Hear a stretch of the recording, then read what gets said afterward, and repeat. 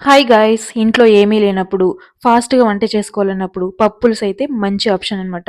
పప్పులుసు చాలా అంటే చాలా బావుంటుందండి. నా స్టైల్‌లో ఎలా చేయాలో చూపిస్తాను. ముందుగా రైస్ అయితే పెట్టేసుకున్నా. 1 గ్లాస్ కందిపప్పు తీసుకొని మంచిగా వాష్ చేసుకోవాలి. వాష్ చేసుకున్న తర్వాత ముందుగా కట్ చేసి పెట్టుకున్న ఆనియన్ అయితే వేసుకున్నాను. సో, మీకు కారం ఎంత సరిపోతుందో అంత పచ్చిమిర్చి అయితే వేసుకోండి. ఒక టమోటా వేసుకున్నా.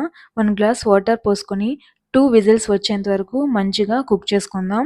ఈ లోపల ఎగ్స్ అయితే బాయిలింగ్ పెట్టేసానండి. రైస్ ఆల్మోస్ట్ కుక్ అయిపోయింది. కుక్ అయిన తర్వాత మనం గెంజైతే వంచేసుకుందాం.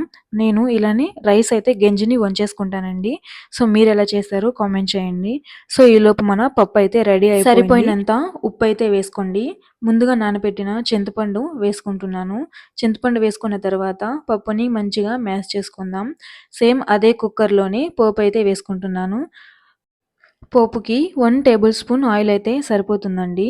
ఆయిల్ మంచిగా హీట్ అయిన తర్వాత ఆవాలైతే వేసుకుంటున్నాను. పసుపు మీ ఆప్షన్ అండి. మీ ఇష్టం ఉంటే వేసుకోండి లేదంటే లేదు. సో, కరివేపాకు మంచి అరోమ వచ్చిన తర్వాత మనం ముందుగా రెడీ చేసి పెట్టుకున్న పప్పుని అందులో వేసేస్తున్నాను. 2 సెకండ్స్ అలా కుక్ అయిందంటే ఎంతో టేస్టీ అయిన పప్పులుసు రెడీ అండి. సో, వీడియో నచ్చినట్లయితే సబ్స్క్రైబ్